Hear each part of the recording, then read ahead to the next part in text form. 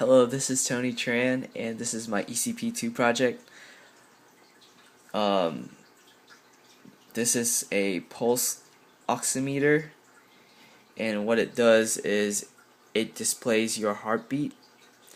So here is the input. This input is made out of clothespin with an LED on one side and a phototransistor on the other side. And if you place your finger here, the LED light will shine through your finger, and then the phototransistor will pick up whatever light has gone through your finger and will determine your heartbeat based on the blood flow through your finger. So the input goes into this circuit right here with the main piece, the quad chip of the LM324, which basically means there's 4 LM324 chips in here, op amps.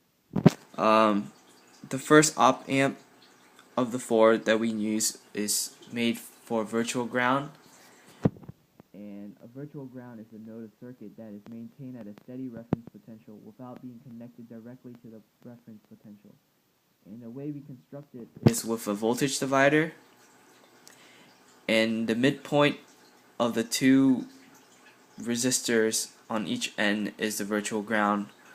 So for our experiment we used 2 100k ohm resistors, and then the virtual ground is the voltage input for some of the circuits that we're gonna explain right now. The second op amp is the high gain amplifier.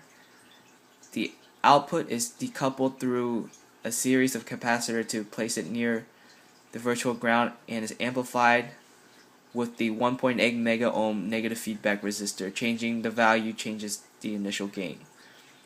The third op amp we use is an active low pass filter, and with that we can tune the unnecessary frequency made by the second op amp, which is enhancing the amplifier. So it's up to 60 Hertz.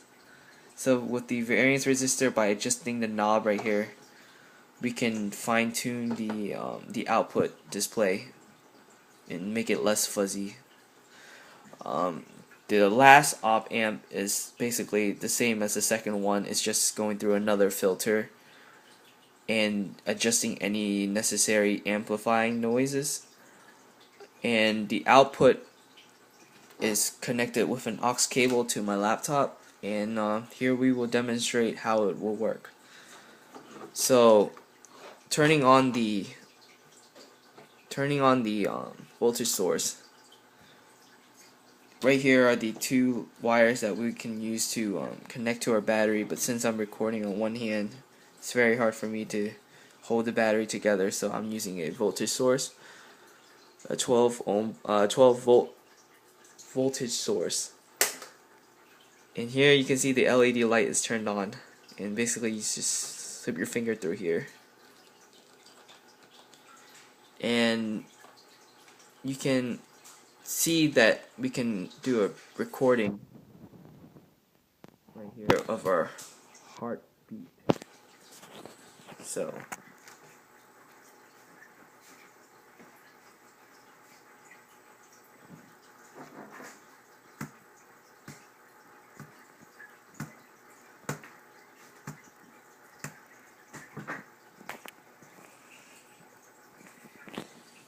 and as you can see, the spikes here is our heartbeat, and right here is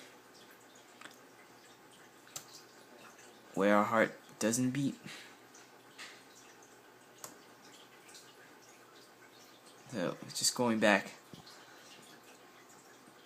and that's all.